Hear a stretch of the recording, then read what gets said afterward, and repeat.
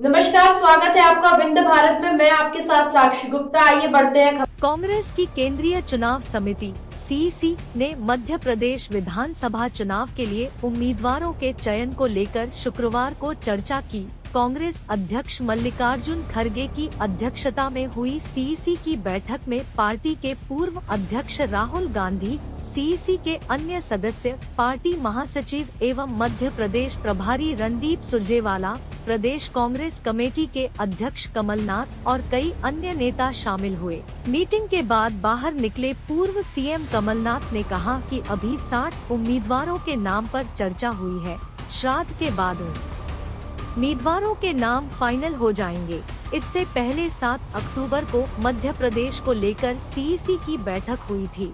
उस बैठक में उम्मीदवारों के चयन पर चर्चा के साथ ही पार्टी ने यह भी तय किया था कि मध्य प्रदेश विधानसभा चुनाव में जाति आधारित जनगणना उसका मुख्य एजेंडा होगा। बैठक के बाद कमलनाथ ने कहा कि अभी कोई फैसला नहीं हुआ, यह फैसला 6-7 दिनों में हम करेंगे। लगभग 140 सीट पर चर्चा हुई। सबके सुझाव सुनकर फिर बैठक बुलाएंगे और फैसला करेंगे। कमलनाथ ने कहा कि शुरुआती मीटिंग में हमने 60 उम्मीदवारों के नाम पर बात की है।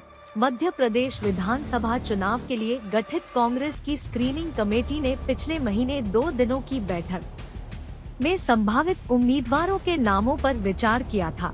प्रदेश में सत्तारूढ़ बीजेपी अब तक 136 सीट पर अपने उम्मीदवारों के नाम घोषित कर चुकी है।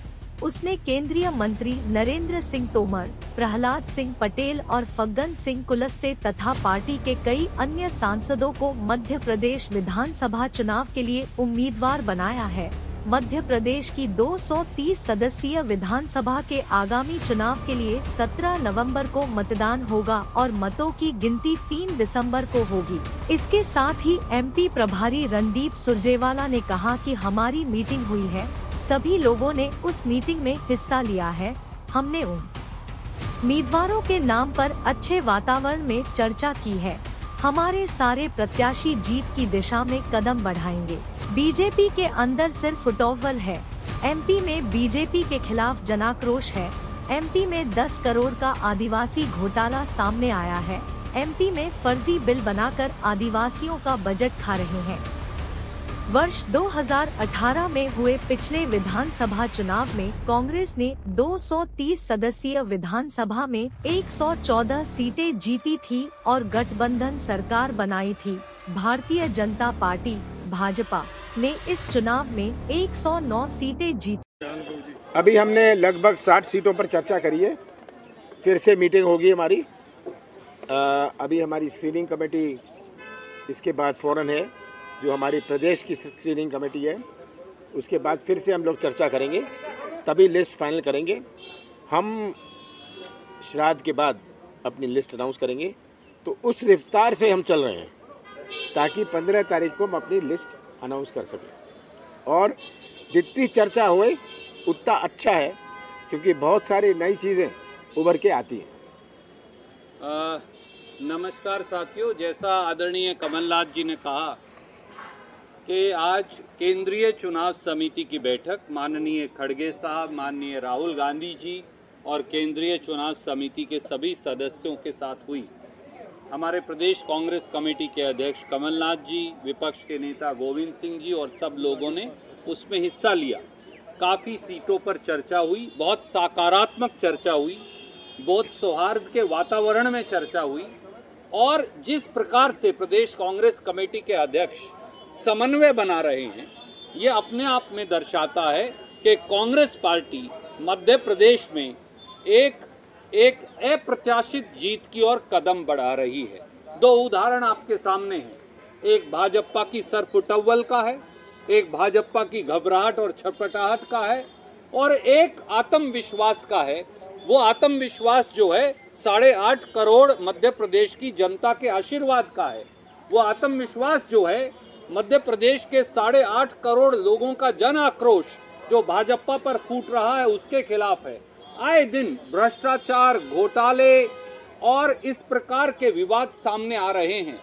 आज ही सामने आया 10 करोड़ का आदिवासी घोटाला मध्य प्रदेश में। मध्य प्रदेश के आदिवासियों का बजट खा गए भाजपाई, करोड़ों रुपया खा गए। हम नहीं कह रहे, उनकी ऑडिट रिपोर्ट्स कह रही हैं जो आज जारी हुई हैं। मध्य प्रदेश में राजनीतिक लोग भाजपा के और उनके अफसर मिलकर फर्जी बिल बनाकर करोड़ों रुपए के आदिवासियों का बजट खा रहे थे। एक तरफ कांग्रेस है जिसने लोगों को गारंटी दी। कमलनाथ जी के नेतृत्व में हमने कहा ऋण माफी होगी किसान की, झूठे मुकदमे वापस होंगे, 5 हॉर्स पावर तक की बिजली का बिल किसान का माफ होगा, पुरानी पेंशन स्कीम लागू की जाएगी, 100 यूनिट बिजली माफ, अगले 100 यूनिट बिल हाफ, 1500 रुपए महिलाओं को पेंशन। और कल प्रियंका जी के नेतृत्व में एक और ऐतिहासिक निर्णय हमने लिया जो हिंदुस्तान में कहीं नहीं हुआ। वो प्रदेश कांग्रेस कमेटी अध्यक्ष कमलनाथ जी के नेतृत्व में हमने वादा किया है 100 लाख बच्चे, 1 करोड़ बच्चे स्कूल के अंदर पढ़ते, पहली कक्षा से 12वीं कक्षा तक, पहली कक्षा से 5वीं कक्षा 8वीं कक्षा तक 500 रुपया, 9वीं और 10वीं कक्षा में 1000 रुपया और 11वीं और 12वीं कक्षा में 1500 रुपया। पढ़ो और पढ़ाओ। एक तरफ ये मॉडल है कांग्रेस का जो प्रदेश कांग्रेस कमेटी अध्यक्ष कमलनाथ जी और कांग्रेस पेश कर रही है, पढ़ो और पढ़ाओ। 1500 रुपए महिलाओं को, 500, 1000 और 1500 रुपया बच्चों को, और आगे बढ़ते जाओ। हर बच्चा पैसा पाएगा, हर बच्चा आगे बढ़ता जाएगा, ये कांग्रेस का नारा है। दूसरी तरफ एक घोटालेबाज भ्रष्टाचारी सरकार है और इसीलिए हमें ये विश्वास है कि पहले नवरात्रे पर विजय की शुरुआत हो जाएगी। सर, आपका जो पढ़ो पढ़ाओ स्कीम को लेकर बीजेपी बोल रही है कि ये झूठे वादे हैं, कुछ फुलफिल नहीं होगा। कर्नाटका में उनके झूठे वादे, 20,000 झूठी घोषणाएं आज मध्य प्रदेश की जनता समझ गई है। इसीलिए तो ये बौखलाई हुई है।